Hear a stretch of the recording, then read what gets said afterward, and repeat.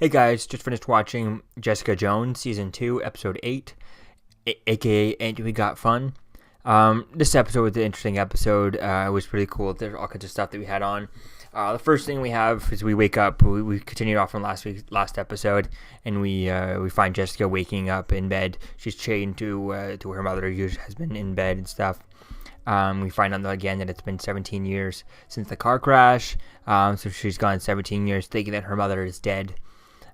Jessica texts her location from the picture, takes a picture of her arm and texts it to the detective that brought her in before, when she was framed by her mother for killing the guy that the Price Chang had sent in.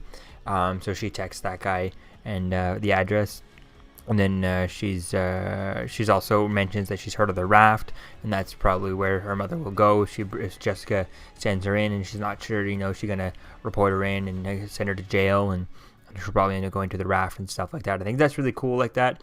I like the idea of doing that, playing with the raft, and I think it'd be interesting to see is whether or not we get to see the raft in here. Would be cool, so if they get to use that, and I think it would be really cool to see that. I mean, she is super powered and stuff, and I think it would be interesting to see that and how things are going with that, especially since we know last time we saw the raft was in Civil War, and Captain America broke out all of his team members from the raft. So it would be cool to see that and see also maybe who else is in the raft. It would be a cool idea, cool teaser. Maybe someone else could be in the raft. Maybe we could also get like a Blonsky reference, although I doubt they would be able to get that actor back just for Jessica Jones to make a cameo. But I think it would be cool to see, different things, maybe just names on the things. If Jessica does send her mother to prison, it would be a cool thing to see that. And then we get Dr. Carl gets away. He ends up locking Jessica and her mother in the basement. Then they end up getting out. Malcolm finds out about Trish addicted to the puffers. And Trish kind of convinces him that she's not addicted to it, but she clearly is addicted to it. And then Hogarth visits the healer in prison. And it's unclear whether or not he successfully healed her, because he does have some side effects where it kind of hurts him. So it's unclear if he's healing her or if he's going to heal her, or because he touches her hand and then he just kind of freaks out. So, is the plan still in? Is their deal still in place? Hogarth seems to think so by the end of the episode, but it's unclear whether or not she's successfully been healed. So maybe we'll get that in a few more episodes. Just, her visiting the doctor and finding out that she's completely healed or whatnot. That's going to be fun to find that one out. And why would the guy also find it weird that the guy would heal her, at least completely, before he's even out of prison? He has no more bargaining tool if she heals her, and then she's like, yeah, that's it. But if he can, partially heal her and take away and do it partially, and then kind of make it fully healed when he gets out of prison, then that makes sense for him to do that. But it's going to be cool to see how that plays out as things go on. And then and then we get Jessica Jones and her mother. They escape. She finds that there's a hole because her mother was escaping the whole time without Carl knowing. So she found out how to get out. And then they go back to Trish's place. Go back to Jessica's place. Go to the alias investigation. Then the cop that she had texted ends up showing there because of the text. Her mother gets away. Didn't want to get caught, but Jessica thinks that she's getting away to go kill people, kill the cop, whatever. And then her mother comes back with Oscar, and they start talking about the painting and stuff like that. And then next thing we see is Malcolm, moves on when he finds out, because Jessica told Trish and Malcolm that she was just, on a different case, and there's no more story for the IGH. It's gone to a dead end. She couldn't find anything.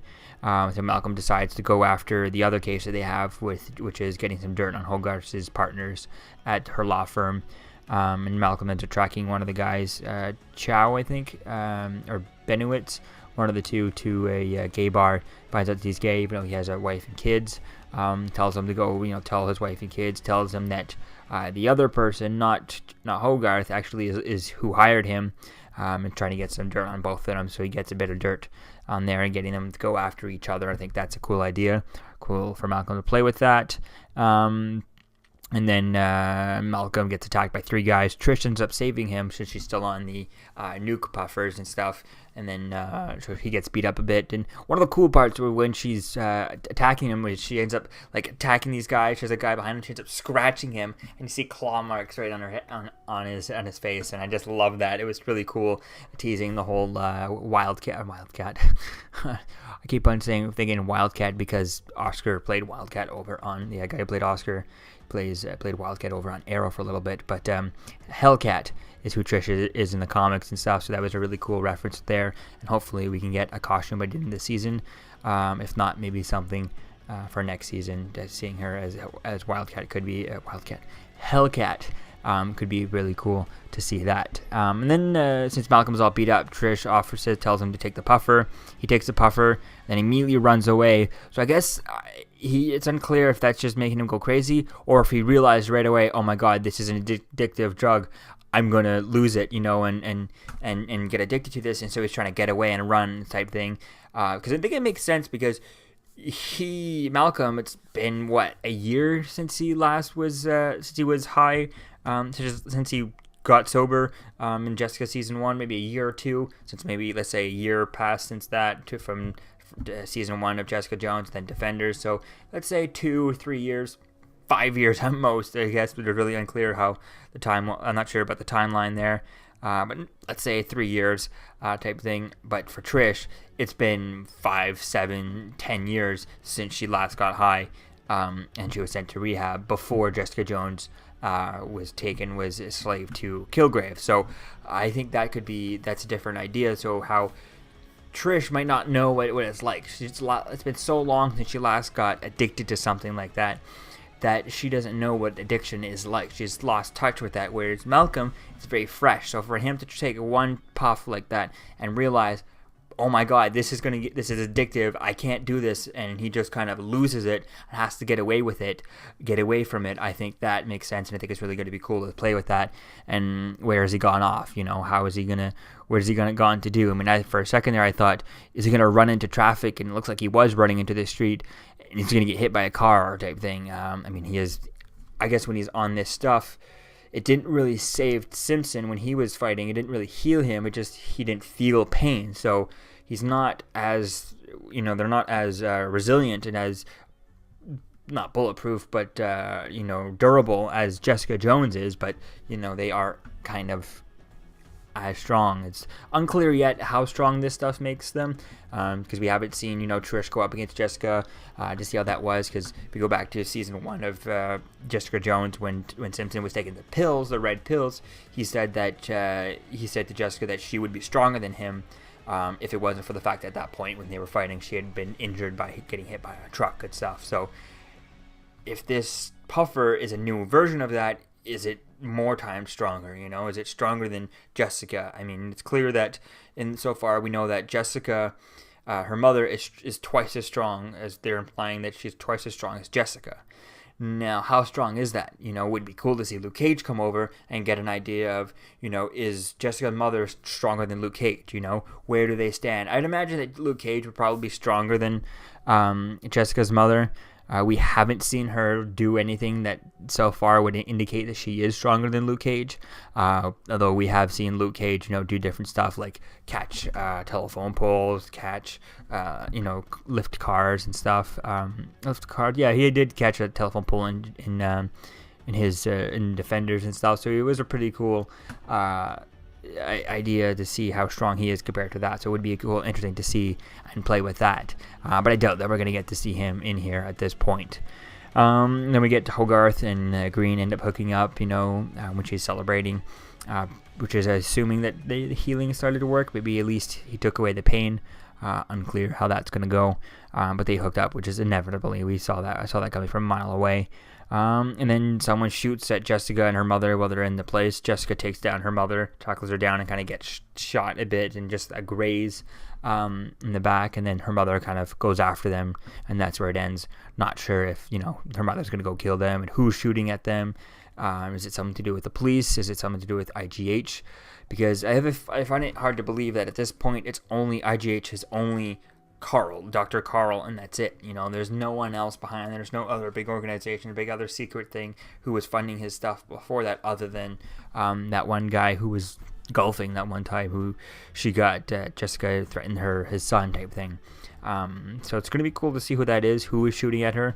I don't see it being Carl, you know, Dr. Carl. I mean, he would obviously want to tranquilize them, and he doesn't want to get anything involved and stuff. So anymore and get taken by the police, because he knows that because he's in their relationship, you know, and they're kind of falling in love with each other, Jessica's mother and Carl, you know, if he gets taken by the police, that would really set her off, and shooting her daughter is probably going to set her off too. So it's really going to be cool to see that, and hopefully we can get that in the next episode. Maybe Jessica going against her mother and to see how strong she is, and if Jessica can't handle her mother, maybe Malcolm runs back, still high on the still on the run, and ends up running right back to Alias Investigation to get away from Trish, and he's still high on the puffer and stuff, and ends up having to team up with Jessica to go against this, or and maybe Trish also running after him, and you have the three of them, the two, Malcolm and Trish, on the puffer versus with Jessica, the three of them versus her mother. Maybe that could be enough to stop her and take her down. We'll have to wait and see. It's unclear how far this gay bar where Malcolm was hanging out, where he got attacked by these three guys, how far that is from Alias Investigation. Are they right around the corner? Would it be a 2-minute run with this super puffer type thing, the nuke puffer? We'll have to wait and see how things go with that, but that'll be fun. It would be fun to see the three of them with powers against the mother as she's trying to kill some guy or whatever. I think that'd be quite interesting to see that. But at least we'll probably get a Jessica Jones versus her mother at this point for the next episode when we jump into that. And so yeah, this all in all was an interesting episode. Kind of a bit of a slow pace for this one, but it was quite cool as sort of things going on. It's quite interesting to see where things go as we continue on from here. So let me know what you guys about this episode in the comments below. Season 2, Episode 8 of Jessica Jones. And I'll see you guys in the next video. Peace out.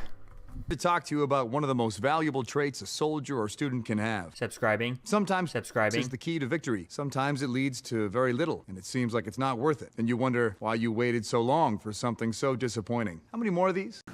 Don't forget to like, comment, and subscribe, guys. Peace. It's over.